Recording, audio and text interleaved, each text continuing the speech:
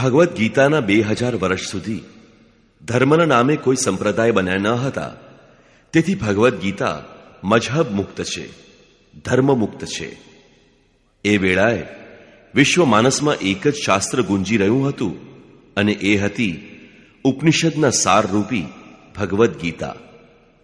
મોક્ષ અને સમૃદ્ધિનું ઝરણું ગીતા શાસ્ત્ર વાંચવા કરતા એનું શ્રવણ વધુ લાભદાયક છે, કેમ કે ઉચ્ચારણની શુદ્ધિ વગેરેમાં એકાગ્રતા સધાય છે. તેથી સરળ ભાષામાં રૂપાંતરિત યથાર્થ ગીતાની આ કેસેટો આપની સેવામાં પ્રસ્તુત છે. એના શ્રવણથી આબાલ વૃદ્ધ સૌમાં, આસપાસના પાડોશીઓમાં પરમાત્માના શુભ સંસ્કારોનો સંચાર થશે. તમામ ઘર આંગણનું વાયુમંડળ પણ તપોભૂમિ જેવું સુરભી થઈ જશે.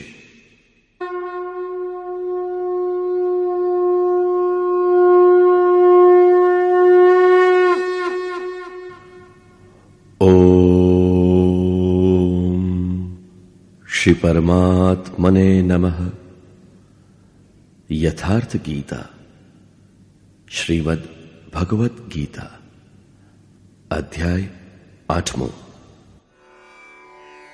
7મા અધ્યાયના અંતે યોગેશ્વર શ્રી કૃષ્ણએ કહ્યું કે પુણ્ય કર્મ, નિત્ય કર્મ, આરાધના આ બધું કરનારો યોગી બધા જ પાપોથી મુક્ત થઈને એ વ્યાપ્ત બ્રહ્મને જાણે છે. એટલે કે કર્મ કોઈક એવી વસ્તુ છે જે વ્યાપ્ત બ્રહ્મનું જ્ઞાન કરાવે છે. એ કર્મ કરનારો વ્યાપ્ત બ્રહ્મને, સંપૂર્ણ કર્મને, સંપૂર્ણ અધ્યાત્મને, સંપૂર્ણ અધિદેવ, અધિભૂત અને અધિયજ્ઞ સહિત મને જાણે છે. આથી કર્મ કોઈક એવી વસ્તુ છે જે આ બધાનો પરિચય કરાવે છે. તેઓ અંતકાળમાં પણ મને જ જાણે છે. તેઓનું જ્ઞાન ક્યારેય વિસ્મૃત થતું નથી. આ અંગે અર્જુને આ અધ્યાયની શરૂઆતમાં એ જ શબ્દોનું પુનરાવર્તન કરતા પ્રશ્ન કર્યો. અર્જુન ઉવાચ: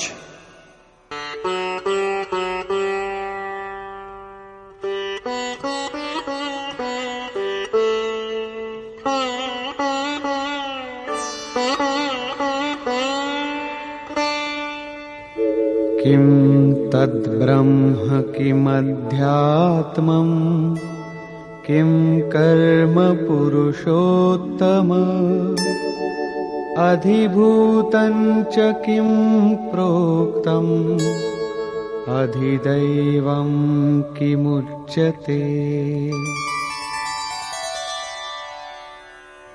હે પુરુષોત્તમ, એ બ્રહ્મ શું છે? અધ્યાત્મ શું છે? કર્મ શું છે? અધિભૂત તથા અધિદૈવ કોને કહેવામાં આવે છે?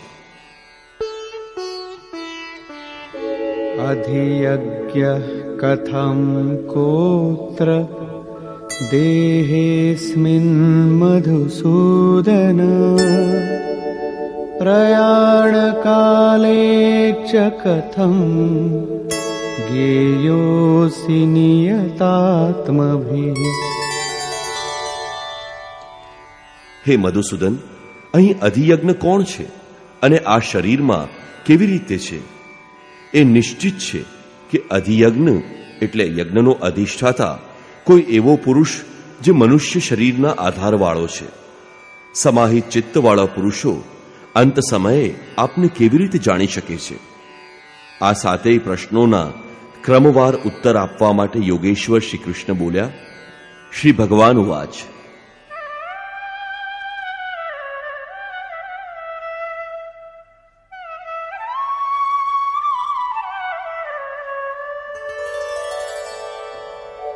અક્ષરમ બ્રહ્મ પરમં સ્વભાવોધ્યાત્મમુચ્યતે ભૂતભાવોદ્ભવ કરો વિસર્ગ કર્મ સંગીતઃ. અક્ષરમ બ્રહ્મ પરમ, જે અક્ષય છે, જેનો ક્ષય થતો નથી, એ જ પરમ બ્રહ્મ. સ્વભાવ અધ્યાત્મમ ઉચ્યતે, સ્વયં પોતાનામાં સ્થિર ભાવ જ અધ્યાત્મ એટલે કે આત્માનું આધિપત્ય છે. આના પહેલા બધા માયાના આધિપત્યમાં રહે છે, પરંતુ જ્યારે સ્વભાવ એટલે કે સ્વરૂપમાં સ્થિર ભાવ, સ્વયંમાં સ્થિર ભાવ ભળે છે, એમાં આત્માનું જ આધિપત્ય પ્રવાહિત થઈ જાય છે. આ જ અધ્યાત્મ છે, અધ્યાત્મની પરાકાષ્ઠા છે. ભૂત ભાવોદ્ભવ કરહ, ભૂતોનો એ ભાવ જે કંઈક ને કંઈક ઉદ્ભવ કરે છે, એટલે કે પ્રાણીઓના એ સંકલ્પ જે સારા અથવા ખરાબ સંસ્કારોની સંરચના કરે છે, એમનો વિસર્ગ એટલે કે વિસર્જન, એમનો નાશ થવો, એ જ કર્મની પરાકાષ્ઠા છે. આ જ સંપૂર્ણ કર્મ છે જેના માટે યોગેશ્વરે કહ્યું હતું, એ સંપૂર્ણ કર્મને જાણે છે ત્યાં કર્મ પૂર્ણ છે, આગળ જવાની આવશ્યકતા નથી, નિયત કર્મ. આવી સ્થિતિમાં જ્યારે મનુષ્યના એ ભાવ કે જે કોઈને કોઈ રચના કરે છે, સારા કે ખરાબ સંસ્કાર ગ્રહણ કરે છે, બનાવે છે, એ બધા જ્યારે સંપૂર્ણ રીતે શાંત થઈ જાય, એ જ કર્મની સંપૂર્ણતા છે. આનાથી આગળ કર્મ કરવાની જરૂર રહેતી નથી. આમ કર્મ એ કોઈક એવી વસ્તુ છે જે મનુષ્યના સંપૂર્ણ સંકલ્પોને, જેનાથી કોઈક ને કોઈક સંસ્કાર બને છે, એનું શમન, નાશ કરે છે. કર્મનો અર્થ છે આરાધના, ચિંતન, જે યજ્ઞમાં છે. અધિભૂતં ક્ષરો ભાવઃ પુરુષશ્ચાધિદૈવતં અધિયજ્ઞોહમેવાત્ર દેહે દેહભૃતાં વર. જ્યાં સુધી અક્ષય ભાવ પ્રાપ્ત થતો નથી ત્યાં સુધી સંપૂર્ણ અક્ષર ભાવ, અધિભૂત એટલે કે ભૂતોના આધારરૂપ છે. એ જ મનુષ્યની ઉત્પત્તિનું કારણ છે. પુરુષ ચ અધિદૈવતમ, અને પ્રકૃતિથી પર જે પરમ પુરુષ છે એ જ અધિદૈવ એટલે કે સંપૂર્ણ દેવો, દૈવી સંપદનો અધિષ્ઠાતા છે. દૈવી સંપદ એ પરમદેવમાં જ વિલય પામે છે. દેહધારીઓમાં શ્રેષ્ઠ અર્જુન, આ મનુષ્ય શરીરમાં હું જ અધિયજ્ઞ અર્થાત યજ્ઞોમાંનો અધિષ્ઠાતા છું. આમ આ શરીરમાં અવ્યક્ત સ્વરૂપમાં સ્થિત મહાપુરુષ જ અધિયજ્ઞ છે.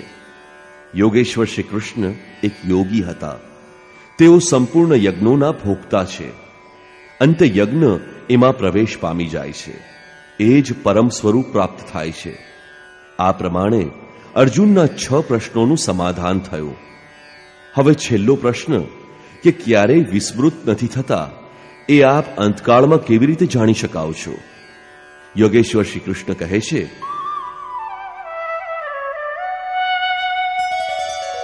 અંતકાલે ચ મામેવ સ્મરન મુક્ત્વા કલેવરમ યહ પ્રયાતિ સમદ્ભાવમ યાતિ નાસ્ત્યત્ર સંશયઃ.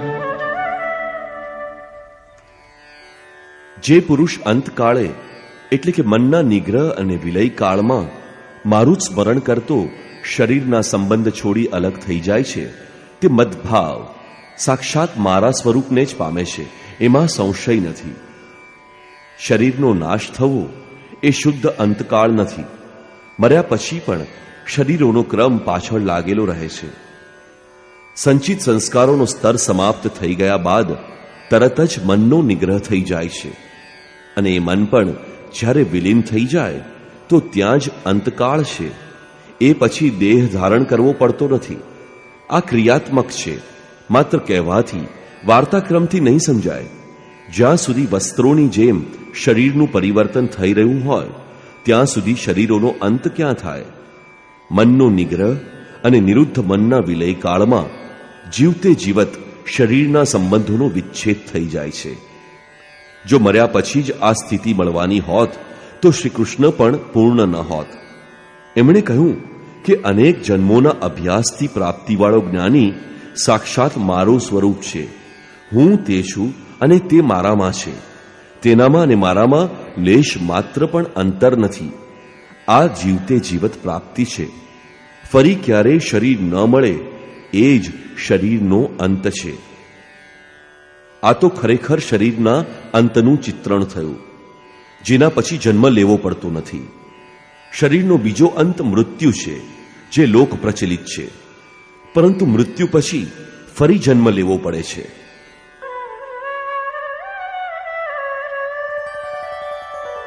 યમ યમ વાપી સ્મરન ભાવં त्यजत्यन्ते कलेवरम् तं तमेवैति कौन्तेय सदा तद्भाव भावितः.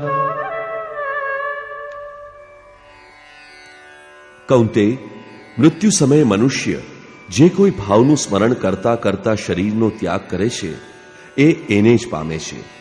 ત્યારે તો આ બહુ સસ્તો સોદો છે. આ જીવન મોજ કરી મરવા પડીશું ત્યારે ભગવાનનું સ્મરણ કરી લઈશું. પરંતુ શ્રી કૃષ્ણ કહે છે આમ નથી થતું. સદા તદભાવ ભાવિતઃ, એ જ ભાવનું સ્મરણ કરી શકે છે જેનું જીવનભર રટણ કર્યું હોય, જીવનભર જેનો અભ્યાસ પડ્યો હોય, એનો જ વિચાર અનિચ્છાએ પણ આવી જાય છે. આ સિવાયનું બીજું બનતું નથી. આમ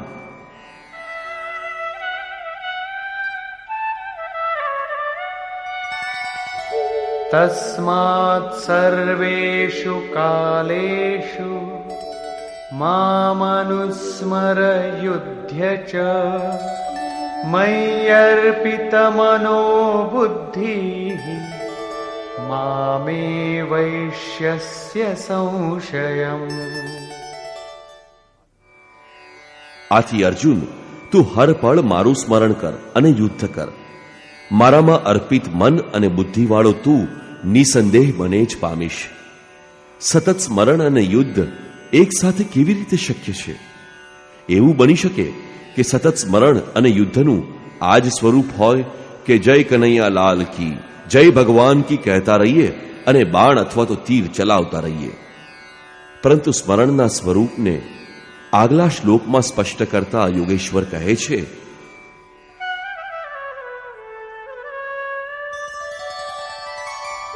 અભ્યાસયોગયુક્તેન ચેતસા નાન્યગામિના પરમં પુરુષં દિવ્યં યાતિ પાર્થાનુચિંતયન. હે પાર્થ, એ સ્મરણ માટે યોગના અભ્યાસથી યુક્ત થઈ. મારું સ્મરણ અને યોગનો અભ્યાસ એકબીજાના પર્યાય છે. એવા યોગના અભ્યાસથી યુક્ત થઈ મારા સિવાય અન્ય ક્યાંય ન જનારા મનથી સતત સ્મરણ કરનારો પરમ પ્રકાશ સ્વરૂપ દિવ્ય પુરુષ અર્થાત પરમાત્માને પામે છે. માની લઈએ કે આ પેન્સિલ ભગવાન છે, તો એના સિવાય બીજી કોઈ પણ વસ્તુ યાદ આવવી જોઈએ નહીં. એની આજુબાજુ તમને ચોપડી દેખાય કે અન્ય કંઈ પણ દેખાય તો તમારું સ્મરણ ખંડિત થઈ ગયું. સ્મરણ જ્યારે આટલું સૂક્ષ્મ તીવ્ર હોય કે ઇષ્ટ સિવાય બીજી કોઈ વસ્તુની યાદ જ ન આવે, મનમાં તરંગો પણ ન ઉઠે, તો સ્મરણ અને યુદ્ધ બંને એક સાથે કેવી રીતે બની શકે? વસ્તુતઃ જ્યારે તમે મનને બધી બાજુએથી સમેટીને પોતાના એક આરાધ્ય દેવના સ્મરણમાં પ્રવૃત્ત થશો, તો એ વખતે દુન્યવી પ્રવૃત્તિઓ કામ, ક્રોધ, રાગ, દ્વેષ વિઘ્નના રૂપમાં સામે ઉભેલી જ છે. તમે સ્મરણ કરશો, પરંતુ તે તમારી અંદર ઉદ્વેગ પેદા કરશે, તમારા મનને સ્મરણમાંથી ચલિત કરવા ચાહશે. આ બધી બાહ્ય પ્રવૃત્તિઓમાંથી પાર પડવું એ જ યુદ્ધ છે. સતત સ્મરણ દ્વારા જ એનો અંત આવી શકે. એટલા માટે સતત સ્મરણની સાથે જ યુદ્ધ શક્ય છે. ગીતાનો એક પણ શ્લોક બાહ્ય મારકાટનું, બાહ્ય યુદ્ધનું સમર્થન નથી કરતો. સ્મરણ કોનું કરવું એ વિશે કહે છે,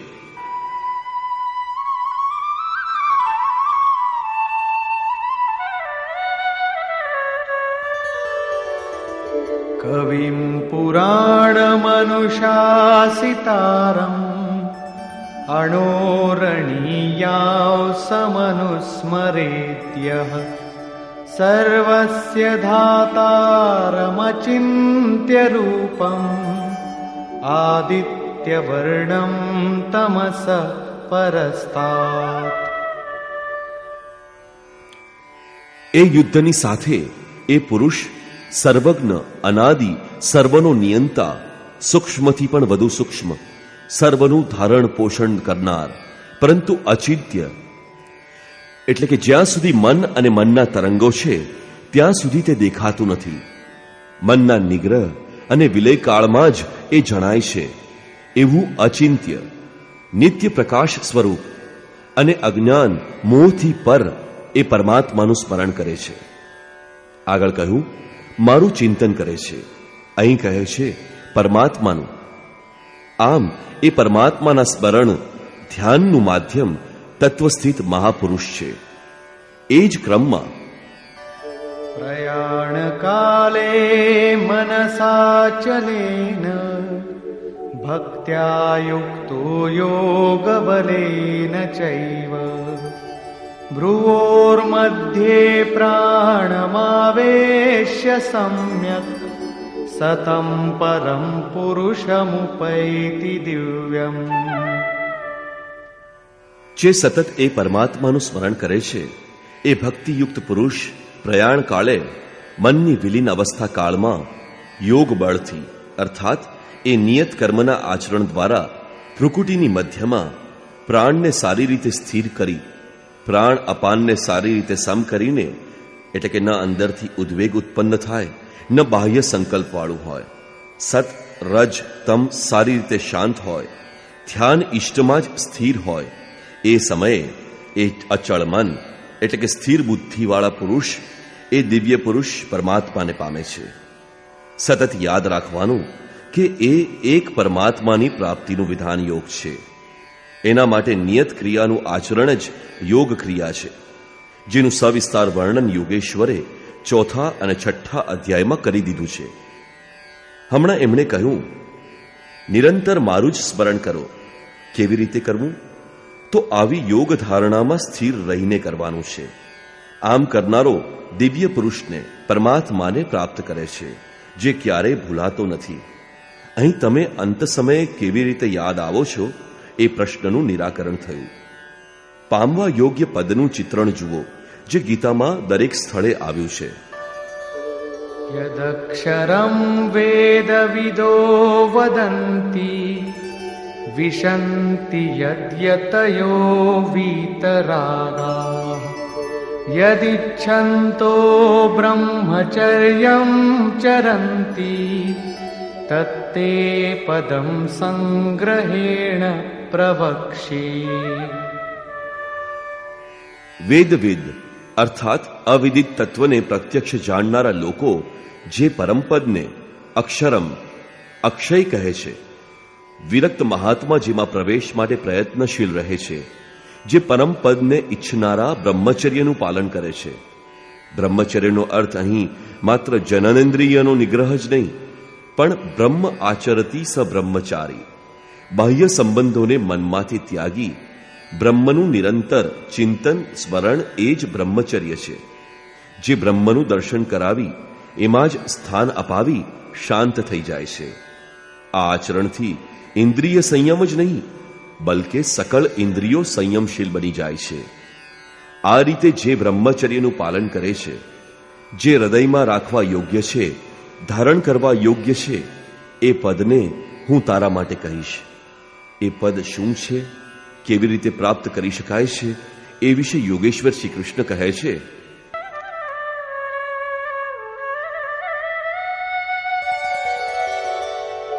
સર્વદ્વારાણિ સંયમ્ય મનોહૃદિ નિરુધ્ય ચ મૂર્ધ્યાધાયાત્મનઃ પ્રાણમ આસ્થિતો યોગધારણા. બધી ઇન્દ્રિયોના દરવાજાઓને રોકીને, એટલે કે સર્વ ઇન્દ્રિયોનો સંયમ કરીને, વાસનાઓથી અલગ રહીને, મનને હૃદયમાં સ્થાપીને ધ્યાન હૃદયમાં જ ધરી શકાય છે, બહાર નહીં. પૂજા બહાર નથી થતી. એટલે મનને હૃદયમાં સ્થાપીને પ્રાણ એટલે કે અંતઃકરણના કાર્યોને મસ્તકમાં જ નિગ્રહ કરીને યોગ ધારણામાં સ્થિત થઈ યોગને ધારણ કરી રાખવાનો છે, બીજો કોઈ માર્ગ જ નથી. આ પ્રમાણે સ્થિર થઈ ઓમિત્યેકાક્ષરં બ્રહ્મ વ્યાહરન મામનુસ્મરન યહ પ્રયાતિ ત્યજન દેહં સયાતિ પરમાં ગતિમ. જે પુરુષ ઓમ ઇતિ, ઓમ એટલું જ જે અક્ષય બ્રહ્મનો પરિચય કરાવનાર છે, તેનો જપ અને મારું સ્મરણ કરતા કરતા દેહનો ત્યાગ કરી જાય છે, તે પુરુષ ઉત્તમ ગતિને પામે છે. શ્રી કૃષ્ણ યોગેશ્વર પરમ તત્વોમાં સ્થિત મહાપુરુષ હતા, સદગુરુ હતા. યોગેશ્વર શ્રી કૃષ્ણે બતાવ્યું કે ઓમ એ અક્ષય બ્રહ્મનો પરિચય કરાવનાર છે. તું એનો જપ કર અને મારું ધ્યાન ધર. પ્રાપ્તિના દરેક મહાપુરુષનું નામ એ જ હોય છે, જેનું એ પ્રાપ્ત છે, જેમાં એનો વિલય છે. એટલા માટે ઓમનું બતાવ્યું અને રૂપ પોતાનું. યોગેશ્વરે કૃષ્ણ કૃષ્ણ જપવાનો નિર્દેશ નથી કર્યો. સમય જતા ભાવુકોએ એમનું નામ પણ જપવાનું ચાલુ કરી દીધું અને એઓ પોતાની શ્રદ્ધા મુજબ ફળ પણ મેળવે છે. જેમ કે મનુષ્યની શ્રદ્ધા જ્યાં સ્થિર થઈ જાય છે, ત્યાં હું જ એની શ્રદ્ધાને વધારું છું અને હું જ ફળની ક્રિયા કરું છું. ભગવાન શિવે રામ શબ્દ જપવા ઉપર ભાર મૂક્યો. રમંતે યોગિનઃ યસ્મિન સ રામ. તો કબીરજી કહે છે, રા और म के बीच में कबीरा रहा लुकाय. રા અને મ આ બે અક્ષરોની વચ્ચે કબીર પોતાના મનને રોકવામાં સક્ષમ બની ગયા. શ્રી કૃષ્ણ ઓમ ઉપર ભાર મૂકે છે. ઓમ સ ઓમ એટલે કે એ સત્તા મારી અંદર જ છે, ક્યાંય બહાર શોધવા ન લાગીએ. ઓમ જ પરમ સત્તાનો પરિચય કરાવી શાંત થઈ જાય છે. હકીકતમાં એ પ્રભુના અનંત નામ છે, પરંતુ જપ કરવા માટે એ જ નામ સાર્થક છે, જે નાનું હોય, શ્વાસમાં ભળી જાય અને એક પરમાત્માનો જ બોધ કરાવતું હોય. આનાથી ભિન્ન અનેક દેવી દેવતાઓની અવિવેકપૂર્ણ કલ્પનામાં અટવાઈ પડીને લક્ષ્ય ઉપરથી ધ્યાન હટાવી ન દો.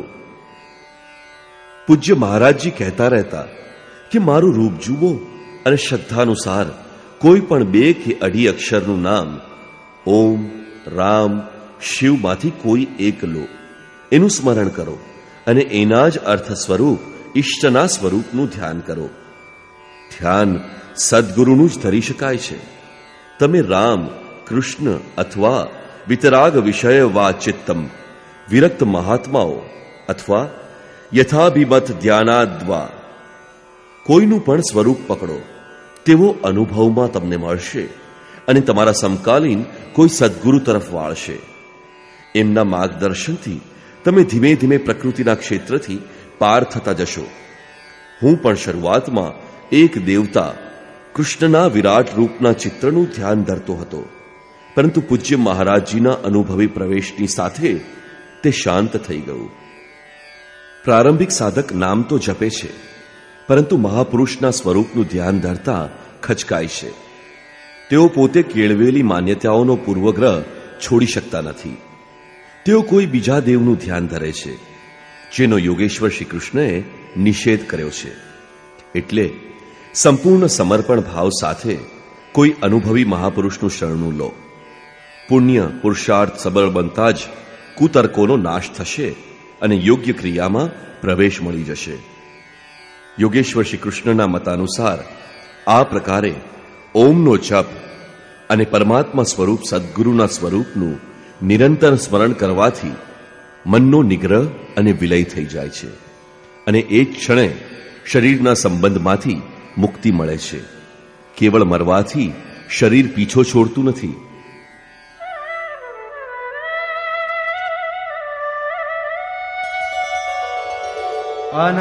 અનન્યચેતા સતતમ યો માં સ્મરતિ નિત્યશઃ તસ્યાહં સુલભઃ પાર્થ નિત્યયુક્તસ્ય યોગિનઃ.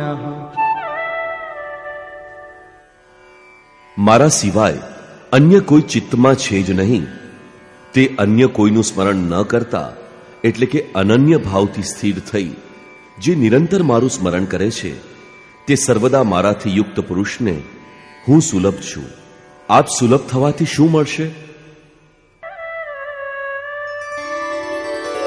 મામુપેત્ય પુનર્જન્મ દુઃખાલયમ શાશ્વતમ નાપ્નુવન્તિ મહાત્માનઃ સંસિદ્ધિમ પરમાં ગતા. મને પ્રાપ્ત કરવાથી તેઓને દુઃખના સ્થાન સ્વરૂપ ક્ષણભંગુર પુનર્જન્મ નથી મળતો, પરંતુ પરમ સિદ્ધિને પ્રાપ્ત કરે છે. એટલે મને પ્રાપ્ત થવું અથવા પરમ સિદ્ધિની પ્રાપ્તિ થવી એક જ વાત છે. માત્ર ભગવાન જ એવા છે જેમને પામીને એ પુરુષનો પુનર્જન્મ થતો નથી. તો પછી પુનર્જન્મની સીમા ક્યાં સુધી છે? આ બ્રહ્મ ભુવના લોકા પુનરાવર્તિનોર્જુન મામુપેત્ય તુ કૌન્તેય પુનર્જન્મ ન વિદ્યતે. હે અર્જુન, બ્રહ્માથી લઈને કીટ પતંગિયા જેવા સૌ લોક પુનરાવર્તી છે, જન્મવા અને મરવા તથા ફરી ફરી એ જ ક્રમમાં ફરનારા છે. પરંતુ હે કૌંતે, મને પ્રાપ્ત કરીને એ પુરુષનો પુનર્જન્મ થતો નથી. ધર્મગ્રંથોમાં લોક પરલોકની કલ્પનાઓ તો ઈશ્વર પત્ની વિભૂતિઓનો બોધ કરાવવા માટેનો આંતરિક અનુભવ કે રૂપક માત્ર છે. આકાશમાં ન કોઈ એવો ખાડો છે જ્યાં કીડા કરડતા હોય, અને ન કોઈ એવો મહેલ છે જે સ્વર્ગ કહેવાતું હોય. દૈવી કર્મો સાથે જોડાયેલો પુરુષ દેવતા અને આસુરી કર્મોથી બંધાયેલો મનુષ્ય અસુર છે. શ્રી કૃષ્ણના જ સગા કંસ રાક્ષસ અને બાણાસુર દૈત્ય હતા. દેવ, માનવ અને કીટક યોની જ જુદા જુદા લોક છે. શ્રી કૃષ્ણના કહેવા મુજબ આ જીવાત્મા મન સહિત પાંચે ઇન્દ્રિયોને લઈને જન્મ જન્માંતરના સંસ્કારોને અનુરૂપ નવું શરીર ધારણ કરી લે છે. અમર કહેવાતા દેવો પણ મરણધર્મા છે. ક્ષીણે પુણ્યે મર્ત્ય લોકમ વિશંતિ. આનાથી મોટી ક્ષતિ કઈ હોઈ શકે? એ દેવ શરીર પણ શું કામનું, જેમાં સંચિત પુણ્યનો પણ નાશ થઈ જાય? દેવલોક, પશુલોક, કીટ પતંગાદી લોક ભોગલોક માત્ર છે. કેવળ મનુષ્ય જ કર્મોનો રચયિતા છે, જેના થકી તે એ પરમધામ સુધીની સ્થિતિને પામી શકે છે જ્યાંથી પુનરાવર્તન નથી થતું. અર્થાત યોગ્ય કર્મનું આચરણ કરી મનુષ્ય દેવતા બની જાય, બ્રહ્માનું સ્થાન મેળવી લે, પરંતુ એ પુનર્જન્મમાંથી ત્યાં સુધી નથી બચી શકતો જ્યાં સુધી મનનો નિરોધ અને વિલયની સાથે સાથે પરમાત્માનો સાક્ષાત્કાર કરી એ પરમભાવમાં સ્થિર થઈ ન જાય. ઉદાહરણ તરીકે ઉપનિષદ પણ આ જ સત્યનું અનુમોદન કરે છે. યદા સર્વે પ્રમુચ્યંત કામ યસ્ય હૃદય સ્થિતાઃ અથ મર્ત્યાન્મૃતો ભવત્યત્ર બ્રહ્મ સમશ્નુતે. આમ કઠોપનિષદમાં કહ્યું છે, જ્યારે હૃદયમાં રહેલી તમામ ઈચ્છાઓ સંપૂર્ણ નાશ પામે છે ત્યારે મરણધર્મા મનુષ્ય અમર થઈ જાય છે, અને તે જ આ સંસારમાં આ મનુષ્ય શરીરમાં પરબ્રહ્મનો સારી રીતે સાક્ષાત અનુભવ કરી શકે છે. અહીં એ પ્રશ્ન ઉઠે છે કે શું બ્રહ્મા પણ મરણધર્મા છે? ત્રીજા અધ્યાયમાં તો યોગેશ્વર શ્રી કૃષ્ણએ પ્રજાપતિ બ્રહ્માના પ્રસંગમાં કહ્યું હતું કે પ્રાપ્તિ થઈ ગયા બાદ બુદ્ધિ તો માત્ર એક યંત્ર છે, એના દ્વારા પરમાત્મા જ વ્યક્ત થાય છે. આવા મહાપુરુષો દ્વારા જ યજ્ઞની રચના થઈ છે. અને અહીં કહે છે કે બ્રહ્માની સ્થિતિ પ્રાપ્ત કરનારા પણ પુનરાવર્તી છે. યોગેશ્વર શ્રી કૃષ્ણ કહેવા શું માંગે છે? વસ્તુતઃ જે મહાપુરુષો દ્વારા પરમાત્મા જ વ્યક્ત થાય છે એ મહાપુરુષોની બુદ્ધિ પણ બ્રહ્મા નથી, પરંતુ લોકોને ઉપદેશ આપવાને કારણે, કલ્યાણની શરૂઆત કરવાને કારણે બ્રહ્મા કહેવાય છે. સ્વયંમાં પણ બ્રહ્મા નથી. એમની પાસે પોતાની બુદ્ધિ રહેતી જ નથી, પરંતુ એના પહેલા સાધના કાળમાં બુદ્ધિ જ બ્રહ્મા છે. અહંકાર શિવ, બુદ્ધિ અજ, મન શશી, ચિત્ત મહાન છે. સાધારણ મનુષ્યની બુદ્ધિ બ્રહ્મા નથી. બુદ્ધિ જ્યારે ઇષ્ટમાં પ્રવેશ કરવા માંડે છે ત્યારથી બ્રહ્માની રચના થવા માંડે છે. પંડિતોએ તેના 4 સોપાન કહ્યા છે. આગળ 3જા અધ્યાયમાં જોઈ ગયા છીએ, તેને ફરીવાર પણ યાદ કરી શકીએ છીએ. બ્રહ્મવિદ, બ્રહ્મવિદ્વર, બ્રહ્મવિદ્વરિયાન, બ્રહ્મવિદ્વરિષ્ઠ. બ્રહ્મવિદ એ બુદ્ધિ છે જે બ્રહ્મવિદ્યાથી જોડાય. બ્રહ્મવિદ્વર એ છે જેને બ્રહ્મવિદ્યામાં શ્રેષ્ઠતા પ્રાપ્ત થયેલી હોય. બ્રહ્મવિદ્વરિયાન એ બુદ્ધિ છે જેનાથી તે બ્રહ્મવિદ્યામાં નિપુણ જ નહીં બલકે એનો નિયંત્રક, સંચાલક બની જાય છે. બ્રહ્મવિદ્વરિષ્ઠ બુદ્ધિનો એ અંતિમ છેડો છે જેનાથી ઇષ્ટ પ્રવાહિત છે. અહીં સુધી જ બુદ્ધિનું અસ્તિત્વ છે, કારણ કે પ્રવાહિત થનાર ઇષ્ટ અહીં ક્યાંય અલગ છે અને ગ્રહણ કરતા બુદ્ધિ પણ અલગ છે. હજી તે પ્રકૃતિની મર્યાદામાં છે. આવી શ્રેષ્ઠ અવસ્થાવાળો પુરુષ પણ પુનર્જન્મની મર્યાદામાં છે. હવે સ્વયં પ્રકાશ સ્વરૂપમાં જ્યારે બુદ્ધિ બ્રહ્મમાં રહે છે એ જાગૃત છે તો સંપૂર્ણ ભૂત એટલે કે ચિંતનનો પ્રવાહ જાગૃત છે, અને જ્યારે મોહમાં રહે છે ત્યારે નિશ્ચેતન છે. આને જ પ્રકાશ અને અંધકાર, રાત અને દિવસ કહેવામાં આવે છે. હવે જોઈએ, બ્રહ્મા એટલે કે બ્રહ્મ વિદ્વતાની એ પંક્તિ જેમાં ઇષ્ટ પ્રવાહિત છે, એને પ્રાપ્ત કરનાર સર્વોત્તમ બુદ્ધિમાં પણ વિદ્યા જે સ્વયં પ્રકાશ સ્વરૂપ છે એમાં ભળે છે. એનો દિવસ અને મોહની રાત્રિ, પ્રકાશ અને અંધકારનો ક્રમ ચાલુ જ રહે છે. અહીં સુધી સાધકમાં માયા સફળ રહે છે. પ્રકાશકાળમાં અચેત પ્રાણી સચેત બની જાય છે, એને ધ્યેય દેખાવા માંડે છે. બુદ્ધિના અંતરાલમાં આ અવિદ્યાની રાત્રિના પ્રવેશકાળમાં બધા જ પ્રાણી અચેત બની જાય છે. બુદ્ધિ નિર્ણય લઈ શકતી નથી, સ્વરૂપ તરફ આગળ વધવાનું બંધ થઈ જાય છે. આ જ બ્રહ્માનો દિવસ અને આ જ બ્રહ્માની રાત્રિ છે. દિવસના પ્રકાશમાં બુદ્ધિની હજારો પ્રવૃત્તિઓમાં ઈશ્વરીય પ્રકાશ છવાઈ જાય છે, અને મોહની રાત્રિમાં એ જ હજારો પ્રવૃત્તિઓમાં અચેતાવસ્થાનો અંધકાર છવાઈ જાય છે.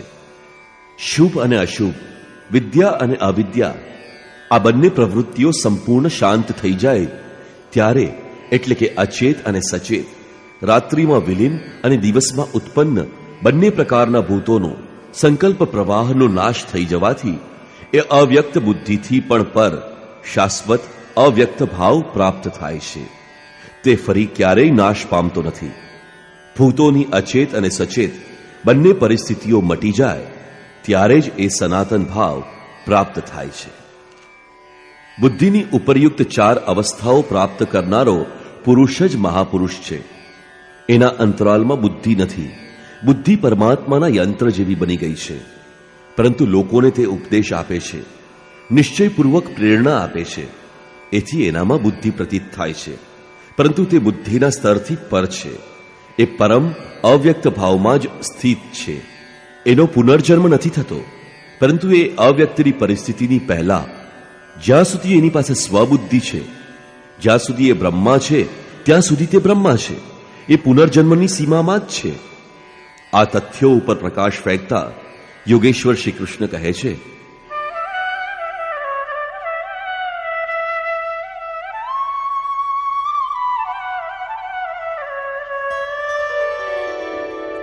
સહસ્રયુગ પર્યંતમ અહર્યદ બ્રહ્મણો વિદુઃ રાત્રિમ યુગ સહસ્રાંતામ તેહોરાત્ર વિદો જનાઃ. જેઓ 1000 ચતુર્યુગોની બ્રહ્માની રાત્રિ અને 1000 ચતુર્યુગોના એમના દિવસને સ્વયં જાણે છે, તે પુરુષ સમયના તત્વને યથાર્થ જાણે છે. પ્રસ્તુત શ્લોકમાં દિવસ અને રાત વિદ્યા અને અવિદ્યાના રૂપક છે. બ્રહ્મ વિદ્યાથી સંયુક્ત બુદ્ધિ બ્રહ્માની પ્રવેશિકા તથા બ્રહ્મ વિદ્વરિષ્ઠ બુદ્ધિ બ્રહ્માની પરાકાષ્ઠા છે. વિદ્યાથી સંયુક્ત બુદ્ધિ જ બ્રહ્માનો દિવસ છે. જ્યારે વિદ્યા કાર્યરત હોય છે એ સમયે યોગી સ્વરૂપ તરફ અભિમુખ હોય છે. અંતઃકરણની હજારો પ્રવૃત્તિઓમાં ઈશ્વરીય પ્રકાશનો સંચાર થઈ જાય છે. એ જ રીતે અવિદ્યાની રાત્રિ આવતા અંતઃકરણની હજારો પ્રવૃત્તિઓમાં માયાનું દ્વંદ્વ પ્રવાહિત થાય છે. પ્રકાશ અને અંધકારની અહીં સુધી સીમા છે. એના પછી ન તો અવિદ્યા રહે છે અને ન તો વિદ્યા રહી જાય છે. એ પરમ તત્વ પરમાત્મા વિદિત થઈ જાય છે. જે આ તત્વને ખૂબ સારી રીતે જાણે છે એ યોગીજનો કાળના તત્વને જાણનારા હોય છે કે અવિદ્યાની રાત્રિ ક્યારે થાય છે, વિદ્યાનો દિવસ ક્યારે આવે છે, કાળનો પ્રભાવ ક્યાં સુધી છે અથવા તો કાળ ક્યાં સુધી પીછો કરે છે. પ્રારંભિક મનીષી અંતઃકાળને ચિત્ત અથવા ક્યારેક ક્યારેક માત્ર બુદ્ધિ કહીને સંબોધતા હતા. કાળાંતરે અંતઃકરણને મન, બુદ્ધિ, ચિત્ત અને અહંકારની 4 મુખ્ય વૃત્તિઓમાં વહેંચવામાં આવ્યું. જો કે અંતઃકરણની પ્રવૃત્તિઓ અનંત છે. બુદ્ધિના શૂન્યાવકાશમાં પણ અવિદ્યાની રાત્રિ હોય છે અને એ જ બુદ્ધિમાં વિદ્યાનો દિવસ પણ હોય છે. આ જ બ્રહ્માની રાત્રિ અને દિવસ છે. જગતરૂપી રાત્રિમાં બધા જ જીવ અચેત પડ્યા છે. પ્રકૃતિમાં વિચરતી એમની બુદ્ધિ એ પ્રકાશ સ્વરૂપને જોઈ શકતી નથી, પરંતુ યોગનું આચરણ કરનારા યોગી એનાથી જાગૃત થઈ એ સ્વરૂપની તરફ આગળ વધે છે. જેમ કે ગોસ્વામી તુલસીદાસે રામચરિત માનસમાં લખ્યું છે કે કબહું દિવસ મહ નિબિડતમ કબહું ક પ્રકટ પતંગ બિન સઈ ઉપજઈ જ્ઞાન જીમી પાઈ કુસંગ સુસંગ. વિદ્યાથી સંયુક્ત બુદ્ધિ પણ કુસંગથી અવિદ્યામાં ફસાય છે, પરંતુ સત્સંગ પ્રાપ્ત થતા જ્ઞાનનો સંચાર એ જ બુદ્ધિમાં થઈ જાય છે. આ ચઢાવ અને ઉતાર પૂર્ણાવસ્થા સુધી ચાલુ રહે છે. સમાપ્તિ પછી ના બુદ્ધિ છે, ના બ્રહ્મા, ના રાત્રિ, ના દિવસ. આ જ બ્રહ્માના દિવસ રાત્રિના રૂપક છે. હજારો વર્ષોની લાંબી રાત્રિ પણ નથી અને હજારો ચતુર્યુગોનો દિવસ પણ નથી. તેમજ ક્યાંય કોઈ ચતુર્મુખી બ્રહ્મા પણ નથી. બુદ્ધિની ઉપરયુક્ત 4 ક્રમિક અવસ્થાઓ જ બ્રહ્માના 4 મુખ અને અંતઃકરણની 4 મુખ્ય પ્રવૃત્તિઓ એ જ એના ચતુર્યુગ છે. રાત અને દિવસ આ પ્રવૃત્તિઓમાં જ થાય છે. જે પુરુષ એના રહસ્યને તત્વથી જાણે છે એ યોગીજનો કાળના રહસ્યને જાણે છે કે સમય ક્યાં સુધી પીછો કરે છે અને કયો પુરુષ કાળથી પણ પર થઈ જાય છે. રાત અને દિવસ અજ્ઞાન અને જ્ઞાનમાં થવાવાળા કાર્યને સ્પષ્ટ કરતા યોગેશ્વર શ્રી કૃષ્ણ કહે છે,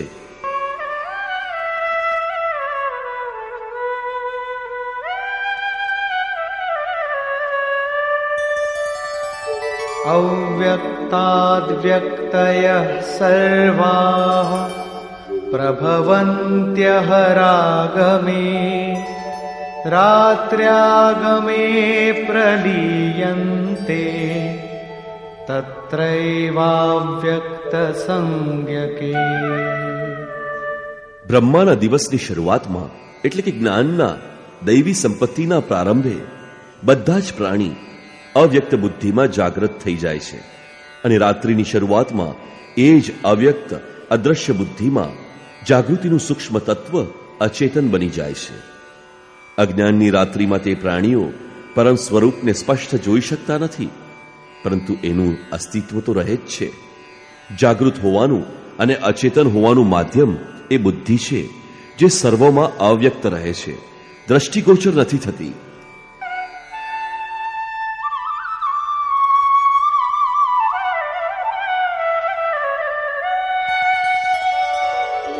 भूतग्रामः स एवायम् भूत्वा भूत्वा प्रलीयते रात्र्यागमेव श पार्थ प्रभवत्यः रागमे. હે પાર્થ, બધા જ પ્રાણીઓ આ રીતે જાગૃત થઈને પ્રકૃતિથી વિવશ થઈ અજ્ઞાનરૂપી રાત્રિના આવવાથી અચેતન બની જાય છે. તેઓ એ નથી જાણતા કે પોતાનું લક્ષ્ય શું છે. દિવસની શરૂઆતમાં તેઓ ફરીથી જાગૃત થઈ જાય છે. જ્યાં સુધી બુદ્ધિ છે ત્યાં સુધી એના અંતરાલમાં વિદ્યા અને અવિદ્યાનો ક્રમ ચાલતો જ રહેશે. ત્યાં સુધી તે માત્ર સાધક જ છે, મહાપુરુષ નહીં. परस्तस्मात्तु भावोऽन्यो व्यक्तो व्यक्तात् सनातनः यः सः सर्वेषु भूतेषु नश्यत्सु न विनश्यति। એક તો બ્રહ્મા એટલે કે બુદ્ધિ અવ્યક્ત છે, ઇન્દ્રિયોથી જોઈ શકાતી નથી, અને એનાથી પર સનાતન અવ્યક્ત ભાવ છે, જે ભૂતોનો નાશ થવા છતાં પણ નાશ પામતો નથી. એટલે કે વિદ્યામાં સચેત અને અવિદ્યામાં અચેત, દિવસે ઉત્પન્ન અને રાત્રિમાં વિલીન ભાવવાળા અવ્યક્ત બ્રહ્માનો પણ લય થવા છતાં જે નષ્ટ થતો નથી, એ સનાતન અવ્યક્ત ભાવ મળે છે. બુદ્ધિમાં રહેનારા આ બંને ચઢાવ ઉતાર જ્યારે શાંત થઈ જાય છે, ત્યારે સનાતન અવ્યક્ત ભાવ મળે છે. એ જ મારું પરમધામ છે. જ્યારે સનાતન અવ્યક્ત ભાવ પ્રાપ્ત થાય છે, ત્યારે બુદ્ધિ પણ એ ભાવમાં રંગાઈ જાય છે, એ ભાવને ધારણ કરી લે છે. એટલે એ બુદ્ધિ પોતે તો નાશ પામે છે, અને એના સ્થાને સનાતન અવ્યક્ત ભાવ જ શેષ રહી જાય છે.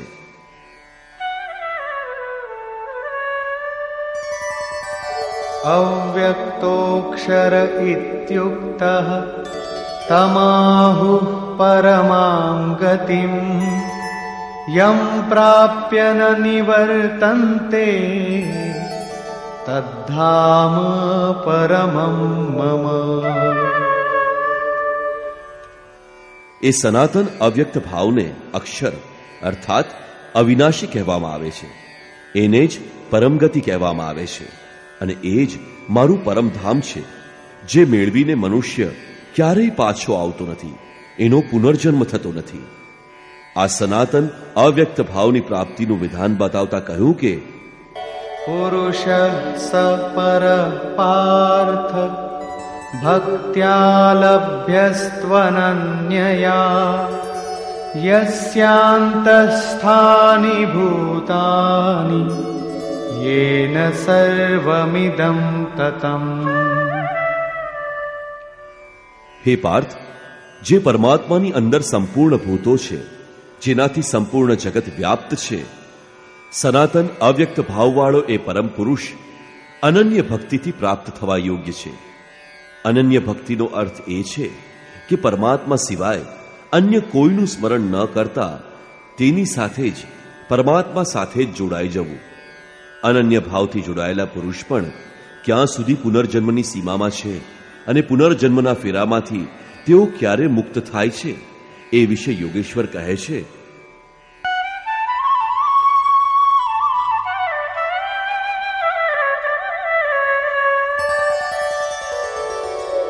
यत्र काले त्वनावृत्तिम् आवृत्तिं चैव योगिनः प्रयाता यान्ति तं कालं वक्ष्यामि भरतर्षभ.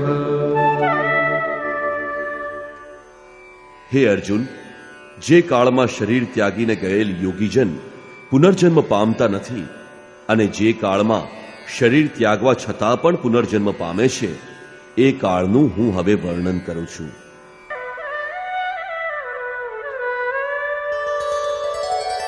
અગ્નિર્જ્યોતિરઃ શુક્લઃ ષण्मासा ઉત્તરાયણમ તત્ર પ્રયાતા ગચ્છન્તિ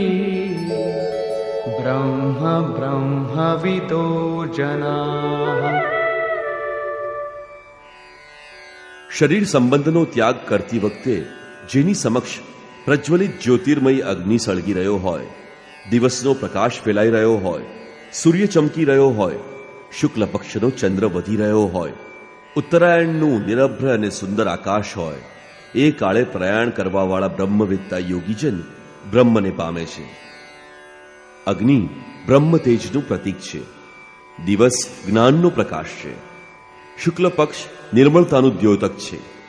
વિવેક, વૈરાગ્ય, શમ, દમ, તેજ અને બુદ્ધિના 6 ઐશ્વર્ય જ 6 માસ છે. ઉર્ધ્વ રેતા સ્થિતિ જ ઉત્તરાયણ છે. પ્રકૃતિથી સર્વથા પર આવી અવસ્થામાં મૃત્યુ પામનાર બ્રહ્મવેત્તા યોગીજન બ્રહ્મને પામે છે. એનો પુનર્જન્મ થતો નથી. પરંતુ અનન્ય ચિત્તથી જોડાયેલ યોગીજન જો આ આલોકને પ્રાપ્ત ન કરી શકે, જેમની સાધના હજુ પૂર્ણ નથી, એમનું શું થાય છે? આ બાબતે કહે છે,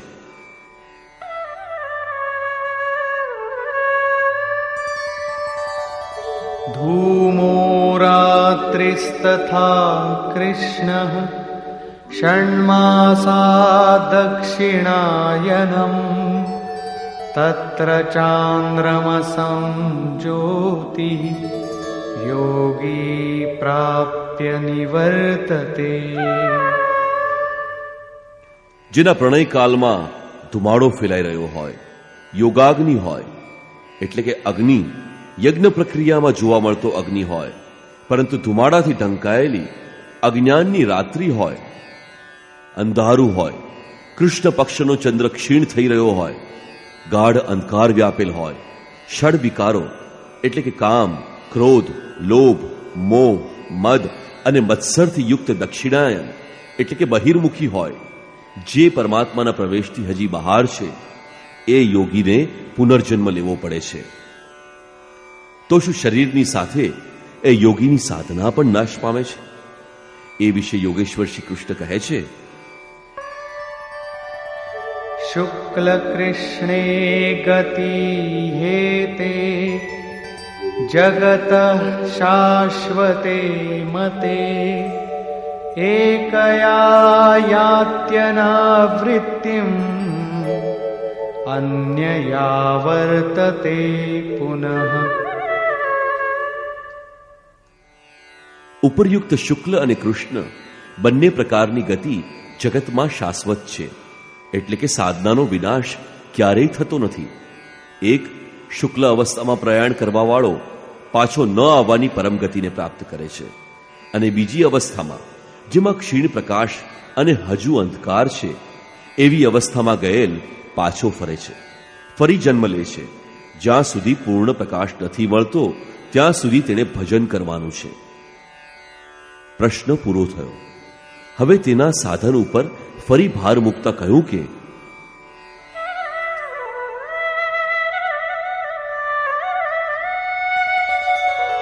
નૈતે શ્રુતિ પાર્થ જાનન યોગી મુહ્યતિ કશ્ચન તસ્માત્ સર્વેષુ કાલેષુ યોગયુક્તો ભવાર્જુન. હે પાર્થ, આ પ્રમાણે આ માર્ગોને જાણીને કોઈ પણ યોગી મોહિત થતો નથી. એ જાણે છે કે પૂર્ણ પ્રકાશ મેળવી લેવાથી બ્રહ્મને પ્રાપ્ત થશે, અને ક્ષીણ પ્રકાશ રહેવાથી પુનર્જન્મમાં સાધનાનો નાશ થતો નથી. બંને ગતિ શાશ્વત છે. આથી હે અર્જુન, તું દરેક કાળમાં યોગથી યુક્ત બન, એટલે કે નિરંતર સાધના કર.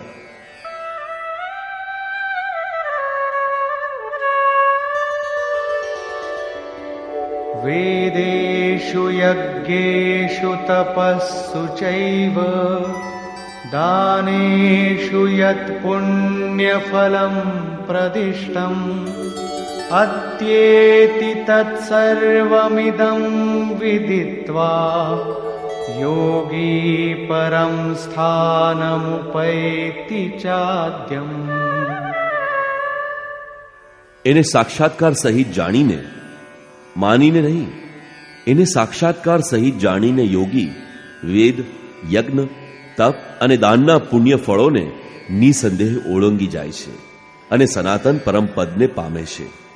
અવિદિત પરમાત્માની સાક્ષાત જાણકારીનું નામ વેદ છે. એ અવિદિત તત્વ જ્યારે જાણી લીધું તો હવે કોણ કોને જાણે? આથી વિદિત થયા પછી વેદોનું પ્રયોજન પણ સમાપ્ત થઈ જાય છે, કારણ કે જાણનારો જુદો નથી. યજ્ઞ અર્થાત આરાધનાની નિયત ક્રિયા જરૂરી હતી, પરંતુ જ્યારે તે તત્વ વિદિત થઈ ગયું તો કોના માટે ભજન કરવું? મન સહિત ઇન્દ્રિયોને ધ્યેયને અનુરૂપ તપાવવું એ જ તપ છે. લક્ષ્ય પ્રાપ્ત થયા પછી કોના માટે તપ કરવું? મન, વચન અને કર્મથી સર્વતો ભાવે સમર્પણ એ દાન છે. આ બધાનું પુણ્ય ફળ છે, પરમાત્માની પ્રાપ્તિ. ફળ પણ હવે અલગ નથી. તેથી હવે આ બધાની આવશ્યકતા રહી નથી. એ યોગી યજ્ઞ, તપ, દાન વગેરેના ફળને પણ પાર કરી જાય છે. એ પરમ પદને પ્રાપ્ત કરે છે. નિષ્કર્ષ. આ અધ્યાયમાં 5 મુખ્ય બાબતો ઉપર વિચાર કરવામાં આવ્યો છે, જેમાં સર્વપ્રથમ 7મા અધ્યાયના અંતે યોગેશ્વર શ્રી કૃષ્ણ દ્વારા બીજારોપિત પ્રશ્નોને સ્પષ્ટ સમજાવવાના હેતુથી આ અધ્યાયની શરૂઆતમાં અર્જુને 7 પ્રશ્ન કર્યા કે ભગવાન, જેને આપે બ્રહ્મ કહ્યો એ બ્રહ્મ શું છે? તે અધ્યાત્મ શું છે? તે સંપૂર્ણ કર્મ શું છે? અધિદૈવ, અધિભૂત અને અધિયજ્ઞ શું છે? અને અંતકાળે આપને કેવી રીતે જાણી શકાય કે ક્યારેય વિસ્મૃત થતા નથી? યોગેશ્વર શ્રી કૃષ્ણએ જણાવ્યું કે જેનો ક્યારેય વિનાશ નથી થતો એ પરબ્રહ્મ છે. સ્વયંની પ્રાપ્તિવાળો પરમ ભાવ જ અધ્યાત્મ છે, જેનાથી જીવ માયાના આધિપત્યમાંથી નીકળીને આત્માના આધિપત્યમાં આવી જાય છે. એ અધ્યાત્મ છે. અને ભૂતોનો ભાવ જે શુભ અથવા અશુભ સંસ્કારોને ઉત્પન્ન કરે છે, એ ભાવોનું શાંત થવું, વિસર્ગ, નાશ પામવો, એ જ કર્મની સંપૂર્ણતા છે. એની આગળ કર્મ કરવાની જરૂર રહેતી નથી. કર્મ તે એવી વસ્તુ છે જે સંસ્કારોના ઉદ્ગમને જ મિટાવી દે છે. આ પ્રમાણે ક્ષરભાવ અધિભૂત છે, એટલે કે નાશવંત જ ભૂતોને ઉત્પન્ન કરવાનું માધ્યમ છે. એ જ ભૂતોનો અધિષ્ઠાતા છે. પરમ પુરુષ જ અધિદેવ છે. તેમાં જ દૈવી સંપત્તિ વિલીન થાય છે. આ શરીરમાં અધિયજ્ઞ હું જ છું, એટલે કે જેમાં યજ્ઞ વિલય પામે છે તે હું છું. યજ્ઞનો અધિષ્ઠાતા છું, એ મારા સ્વરૂપને જ પામે છે. એટલે કે શ્રી કૃષ્ણ એક યોગી હતા. અધિયજ્ઞ કોઈક એવો પુરુષ છે જે આ શરીરમાં રહે છે, બહાર નહીં. છેલ્લો પ્રશ્ન હતો કે અંત સમયે આપ કેવી રીતે જાણવામાં આવો છો? એમણે જણાવ્યું કે જે મારું નિરંતર સ્મરણ કરે છે, મારા સિવાય અન્ય કોઈ વિષય વસ્તુનું ચિંતન કરતો નથી, અને આમ કરતા કરતા શરીરના સંબંધનો ત્યાગ કરે છે, એ મારા સાક્ષાત સ્વરૂપને પ્રાપ્ત થાય છે. એને અંતમાં પણ એ જ મેળવી શકે છે. શરીરના મૃત્યુ સમયે આની પ્રાપ્તિ થાય એવું નથી. મરવા સમયે શ્રી કૃષ્ણ મળે તો શ્રી કૃષ્ણ પૂર્ણ ન હોત. અનેક જન્મોમાંથી પસાર થઈ પામવાવાળો જ્ઞાની એમનું સ્વરૂપ ન હોઈ શકે. મનનો બધી જ રીતે નિગ્રહ અને તે નિરુદ્ધ મનનો પણ વિલય એ જ અંતકાળ છે, જ્યાં ફરી શરીરોની ઉત્પત્તિનું માધ્યમ શાંત થઈ જાય છે. એ સમયે એ પરમ ભાવમાં પ્રવેશી જાય છે અને એનો પુનર્જન્મ થતો નથી. આ પ્રાપ્તિ માટે તેમણે સ્મરણનો ઉલ્લેખ કરી જણાવ્યું કે હે અર્જુન, સતત મારું સ્મરણ કર અને યુદ્ધ કર. બંને એક સાથે કેવી રીતે થાય? કદાચ એવું થાય કે જય ગોપાલ, હે કૃષ્ણ બોલતા રહો અને લાઠી પણ ચલાવતા રહો. સ્મરણનું સ્વરૂપ એમણે સ્પષ્ટ કર્યું કે યોગ ધારણામાં સ્થિર રહી મારા સિવાય અન્ય બીજી કોઈ વસ્તુનું સ્મરણ ન કરતા સતત સ્મરણ કર. જ્યારે સ્મરણ આટલું સૂક્ષ્મ છે તો યુદ્ધ કોણ કરશે? માની લો કે આ પુસ્તક ભગવાન છે, તો એની આજુબાજુની વસ્તુ, સામે બેઠેલા લોકો કે જોયેલી સાંભળેલી અન્ય કોઈ વસ્તુ સંકલ્પમાં ન આવે, દેખાય નહીં. જો દેખાય તો સ્મરણ નથી. આવા સ્મરણમાં યુદ્ધ કેવું? વસ્તુત જ્યારે તમે આ પ્રકારે નિરંતર સ્મરણમાં પ્રવૃત્ત હશો તો એક ક્ષણે યુદ્ધનું સાચું સ્વરૂપ જણાય છે. એ સમયે માયાવી પ્રવૃત્તિ બાધાના રૂપમાં સામે આવે છે. કામ, ક્રોધ, રાગ, દ્વેષ દુર્જય શત્રુ છે. આ શત્રુઓ સ્મરણ નહીં કરવા દે. એમાંથી પાર પડવું એ જ યુદ્ધ છે. આ શત્રુઓનો નાશ થયા પછી જ વ્યક્તિ પરમ ગતિને પ્રાપ્ત કરે છે. આ પરમ ગતિને પ્રાપ્ત કરવા માટે હે અર્જુન, તું ઓમનો જાપ કર અને મારું ધ્યાન કર. એટલે કે શ્રી કૃષ્ણ એક યોગી હતા. નામ અને રૂપ જ ભક્તિની ચાવી છે. યોગેશ્વર શ્રી કૃષ્ણએ આ પ્રશ્નને પણ લીધો કે પુનર્જન્મ શું છે, એમાં કોણ કોણ આવે છે. એમણે જણાવ્યું કે બ્રહ્માથી લઈને જીવ માત્ર જગત પુનરાવર્તી છે, અને આ બધાની સમાપ્તિ થયા પછી પણ મારો પરમ અવ્યક્ત ભાવ તથા એમાંની સ્થિતિ પૂર્ણ નથી થતી. આ યોગમાં જોડાયેલ પુરુષની બે ગતિ છે જે પૂર્ણ પ્રકાશને મેળવે છે. શૈડસ્વર્ય સંપન્ન ઉર્ધ્વરેતા, જેમાં સહેજ માત્ર પણ કમી નથી, તે પરમ ગતિને પ્રાપ્ત કરે છે. જો એ યોગ કરતામાં લેશ માત્ર પણ કમી હોય, કૃષ્ણ પક્ષ જેવી કાલિમાનો સંચાર હોય, આવી અવસ્થામાં જ શરીરનો ત્યાગ કરવાવાળા યોગીને જન્મ લેવો પડે છે. એ સામાન્ય જીવની જેમ જન્મ મરણના ચક્કરમાં નથી ફસાતો, બલકે જન્મ લઈને એની આગળની બાકી રહેલી સાધના પૂરી કરે છે. આ પ્રમાણે આગળના જન્મમાં એ સાધના પથને અનુસરીને પણ એ ત્યાં જ પહોંચી જાય છે, જેનું નામ પરમધામ છે. પહેલા પણ શ્રી કૃષ્ણ કહી ગયા છે કે ભજનનું થોડું પણ સાધન જન્મ મરણના મહાન ભયમાંથી ઉગારી લે છે. દોનો રાસ્તે શાશ્વત હૈ, અમીટ હૈ. આ વાત સમજીને કોઈ પણ પુરુષ યોગમાંથી ચલિત નથી થતો. અર્જુન, તું યોગી બન. યોગી વેદ, તપ, યજ્ઞ અને દાનના પુણ્યફળને પણ ઓળંગીને પરમ ગતિને પામે છે. આ અધ્યાયમાં જગ્યાએ જગ્યાએ પરમ ગતિનો ઉલ્લેખ કર્યો છે, જેને અવ્યક્ત અક્ષર અને અક્ષર કહીને કહેવામાં આવી છે, જેનો ક્યારેય ક્ષય અથવા તો વિનાશ નથી થતો. આથી ઓમ તત્સદિતિ શ્રીમદ ભગવદ્ ગીતાસુપનિષત્સુ બ્રહ્મ વિદ્યાયા યોગ શાસ્ત્રે શ્રી કૃષ્ણાર્જુન સંવાદે અક્ષર બ્રહ્મ યોગો નામ અષ્ટમોધ્યાય. આ રીતે શ્રીમદ ભગવદ્ ગીતા રૂપી ઉપનિષદ એવા બ્રહ્મ વિદ્યા તથા યોગ શાસ્ત્ર વિષયક શ્રી કૃષ્ણ અર્જુનના સંવાદમાં અક્ષર બ્રહ્મ યોગ નામનો 8મો અધ્યાય પૂર્ણ થાય છે. इति श्रीमत् परमहंस परमानंदस्य शिष्य स्वामी अडगडानंद कृते श्रीमद् भगवद गीतायाः यथार्थ गीता भाष्ये अक्षर ब्रह्म योगो नाम अष्टमोध्यायः.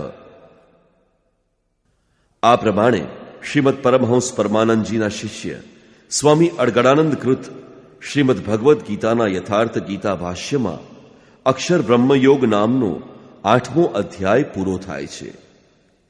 હરિ ઓમ તત્સત.